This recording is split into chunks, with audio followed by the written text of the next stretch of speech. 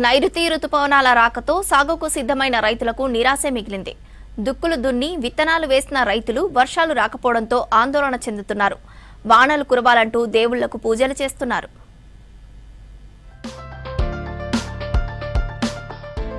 June 3వ వారం ముగిసినా వానలు కురవడం లేదు. ఈ పాటికే దుక్కులు దున్ని విత్తనాలు వేసుకోవాల్సిన రైతులు ఆకాశం వైపు ఎదురు చూస్తున్నారు.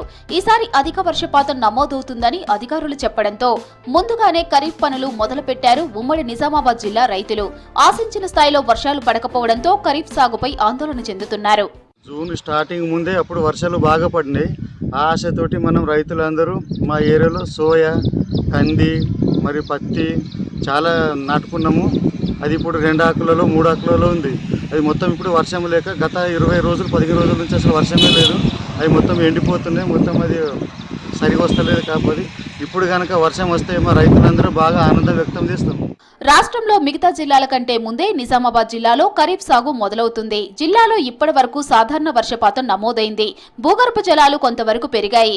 చెరువులు కుంటల్లోకి కొంత నీరు వచ్చింది. బోధన్, బాన్సువాడ, ఆర్మూర్ నియోజకవర్గంలోని చాలా గ్రామాల్లో ఈ పాటికే నారుమళ్లు పోశారు. నందిపేట, సాలూరు, చందూరు, రుద్రూర్, వర్ని, మోస్రా, కోటగిరి, పోతంగల్ మండలాల నాట్లు కూడా వేశారు. వర్షాలు కురవకపోవడంతో రైతులు టెన్షన్ పడుతున్నారు. జూన్లో పూట వర్షాలు మంచిగా పడ్డాయి. అన్ని పంటలు పత్తి, పెసరు, మినుము, మరో సోయాబీన్ ఇవన్నీ పంటలు వేసుకున్నాం. కాబట్టి ఇప్పుడు 10 వద్దుల నుంచి వర్షం లేదు. వర్షం అతి తొందరగా పడితే అందరికీ రైతులకు మేలు దొరుకుతుంది. వర్షాలు లేక పసుపు రైతులు పరేషాన్ అవుతున్నారు. 12 మండలాల రైతులు సుమారు 45,000 ఎకరాల్లో పసుపును సాగు చేస్తారు. ఈ పంట కాల పరిమితి 8 నెలలు. పంట సాగు ఆలస్యమైతే దిగుబడులు తగ్గుతాయని జూన్ మొదటి వారంలోనే సాగు మొదలు పెడతారు రైతులు. వర్షాలు రాకపోవడంతో దిగుబడి తగ్గుతుందని భయపడుతున్నారు. ఎండలకు మొలక శాతం తక్కువగా ఉందని చెబుతున్నారు. 15 రోజుల నుంచి వర్షాలు కురవక పత్తి పంట మొలవడం లేదు. ఇంకో 2 రోజులు వర్షాలు కురవకపోతే మా పరిస్థితి దిక్కుతోచని స్థితిలో ఉంటుంది.